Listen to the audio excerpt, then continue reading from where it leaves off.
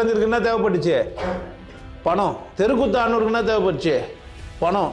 நிறைய பேச்சாளருக்கு என்ன தேவைப்படுது? வாடகை வச்சுன்னு என்ன பண்ணுங்கிறானுங்க? உனக்கு மத போதகம் எதுக்கு பண்ணுங்கிறான்? உனக்கு மத கூடாரங்களுக்குள்ள கூப்பிட்டு வச்சு என்ன சொல்லி கொடுத்துங்கிறான் உன்னை? அவனுக்கு தேவை என்ன? மை செல்ஃப் ஆல்சோ பணம் தான். ஆனால் நேர்மை இருக்கணும். என்ன இருக்கணும் என்கிட்ட? இந்த ஜாதி வெறி பிடிச்சவன் சைவாசம் பேசுகிறவங்களா யார்? அந்த பொம்மை கிட்ட போய் பேசுறிய, உனக்கு அறிவு தானே? அந்த பொம்மை வர கிளாஸ் நடத்துது எப்படி இருக்கும்? சைவன்ஸ் அப்புறத்து சரின்னு சொல்கிறவன் யார்? என்ன பொம்மை அது? சைவ பொம்மை. சைவ பொம்மை கிட்ட போய் என்ன பண்ணுகிற நீ? நியாயம் வர பேசிக்கிற. அந்த பொம்மை பசந்து அந்த நட்சத்திரம்லாம் வர காட்சியெல்லாம் காமிக்கிற. விசாரமே இல்லாத அது ஒரு பொம்மை. அப்படிதானே? அப்போ இருக்கிற அம்மாங்கெல்லாம் எப்படி தாங்கிறாங்க? இந்த பொம்மலாட்டம் எனக்கானது. எனக்கான கதையை யார் தான் எழுதுனா? நான் தான் எழுதணும். நான் பிறந்தா செத்துருன்றது மட்டும்தான் உண்மை. இந்த பிறகுறதுக்கும் எடுத்துக்கிறது இடையில நான் எப்படி வாழணும்? நான் துக்கப்படலாமா சந்தோஷப்படலாமா? நான் பொம்பளையாக இருக்கிறேன் ஆம்பளையாக இருக்கிறேன். பொம்பளையாக இருக்கிறது எனக்கு பிரச்சனை ஆகுது, கஷ்டமாக இருக்குது, வானா கல்யாணம் வானா அவையாரு. ஆனால் அந்த கம்பளை கண்ணா போய் தண்ணி காப்பி இதெல்லாம் கொடுத்து நான் தூணு சர்வெண்ட்டாக இருக்கிறதுக்கு சாணியை போட யார் இஷ்டா? ஒன்றில் நெய்னா உலகம், எந்தில் நெய்னா ஒன்றில் நெய்னா முடிவு. எந்த நானாகவே இருக்க ஆரம்பித்தா எனக்கான பொம்பளாட்டத்தை நான் ஆடுறேன். இருக்கலண்ணா இந்த பொம்மலாட்டத்தை நீ எப்படியும் வாழலாம். ஆனால் உன் மனசை சரியாக வச்சுக்க வேண்டிய வேலை யாருது? இந்த மனம் தெளிவாயிடுச்சானா இரவாமைன்னு ஒன்று வருது. அங்கே தான் என்ன வருது? நம்ம ஆத்ம விசாரம் பண்ணியானா மனம்னு ஒன்று இருக்குது. இது என்ன பண்ணாது? மரணமில்லா பெருவாழ்வு வாழ. இப்படி மரணம் இல்லாத பெருவாழ்வுன்னா இந்த ஆத்ம விசாரம் பண்ணிட்டவன் நான் ஒரு குமிழ் வந்துட்டு போகிறேன். ஏன் இந்த உலகத்தில் அசிங்கத்தையும் அவலத்தையும் நான் சொல்லித்தரணும்? நான் வாழ்கிறதுக்கு வழியாக இல்லை. உண்மை சொல்லி கூட வாழ முடியும் தானே? உண்மை சொல்லிட்டு வாழ்ந்துட்டு போகலாம், ஜாலியாக சொல்லிட்டு போகலாம், பேசிட்டு போகலான்ட்டு ஆத்ம விசாரம் பண்ணி அடைஞ்சவன் பேசினாதான் எனக்கு என்ன ஆவான்? பிறவாமை தான் இரவாமை. மரணம் இல்லை அப்படின்னா இறப்பு இல்லை அப்படின்னு அர்த்தம் கிடையாது, பிறப்பு இல்லான்னு அர்த்தம். அப்போ பிறக்காம அப்படின்னா எது என்னை உருவாக்கி கொண்டாடுதோ அதுவாகவே நான் மாறிடுது. தத்துவம் மசி.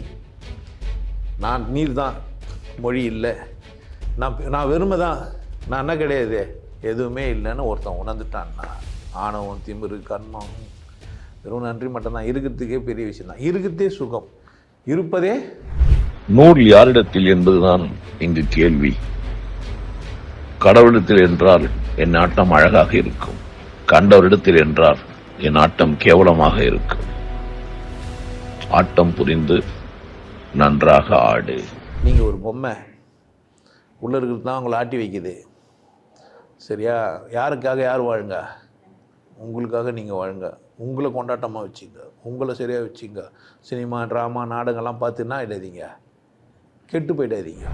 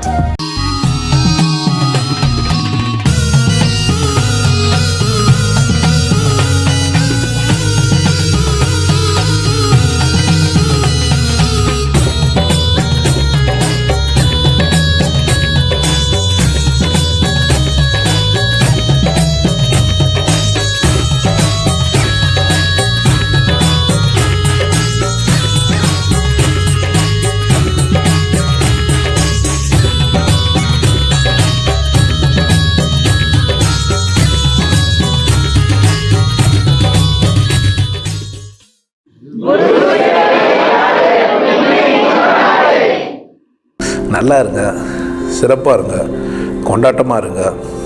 உங்களை நீங்கள் மதிப்பு மிகுந்தவராக மாற்றுறது உங்கள் கையில் தான் இருக்குது. நல்லா இருங்க. நான் ஒரு வாய்ப்பு என்னை பயன்படுத்திக்கலாம்.